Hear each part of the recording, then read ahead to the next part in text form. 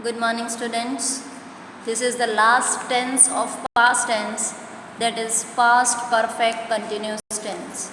Past perfect continuous tense shows that an action that had started in the past continued up to until another time in the past. Past perfect continuous tense है वो उस action को बताता है कि कोई कार्य past में शुरू हुआ है और पास्ट के ही किसी समय तक चलता रहा है. Now see the examples. Just see the examples. Structure of sentences. Subject plus had plus been plus verb ing form plus object. It is a rule of affirmative sentence. For example, he had been playing football for 2 hours. The child had been studying since morning. What is the rule of negative sentence? Subject plus had plus not plus been plus verb ing form plus object. Example, he had not been reading since morning. She had not been planting for 3 hours. Rule of interrogative sentence: had plus subject plus been plus verb ing plus object and question mark. Example, had he been studying a book since morning?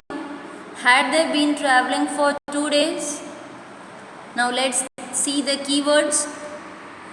There are only 2 keywords, since and for. We have also learned in present perfect continuous tense that since and for is used.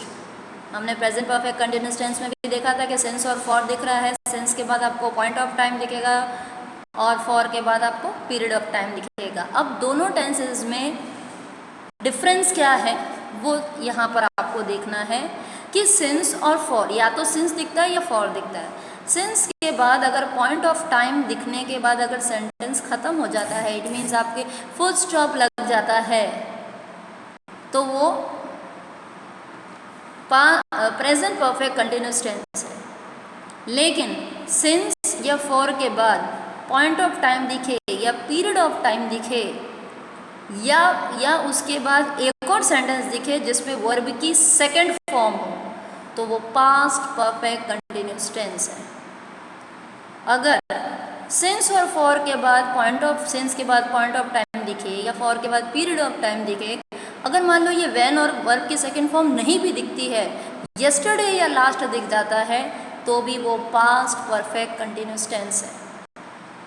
आपको मैं फिर से repeat कर रही हूँ कि दोनों tenses में क्या डिफरेंस है कि since के बाद टाइम दिखेगा, for के बाद अगर टाइम दिखता है और सेंटेंस फुल स्टॉप ख़त्म हो जाता है, तो वो प्रेजेंट परफेक्ट कंटिन्यूस टेंस है.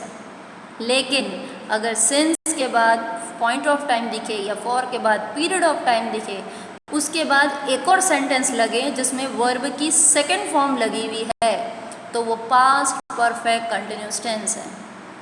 और अगर since और for के बाद टाइम दिखने के बाद when और वर्ब की सेकेंड फॉर्म नहीं दिखे, yesterday या लास्ट दिखे, तो भी वो पास्ट परफेक्ट कंटिन्यूस टेंस है. Got it? And this is your home assignment. You have to write the forms of verbs that are given in the brackets. Okay? Thank you.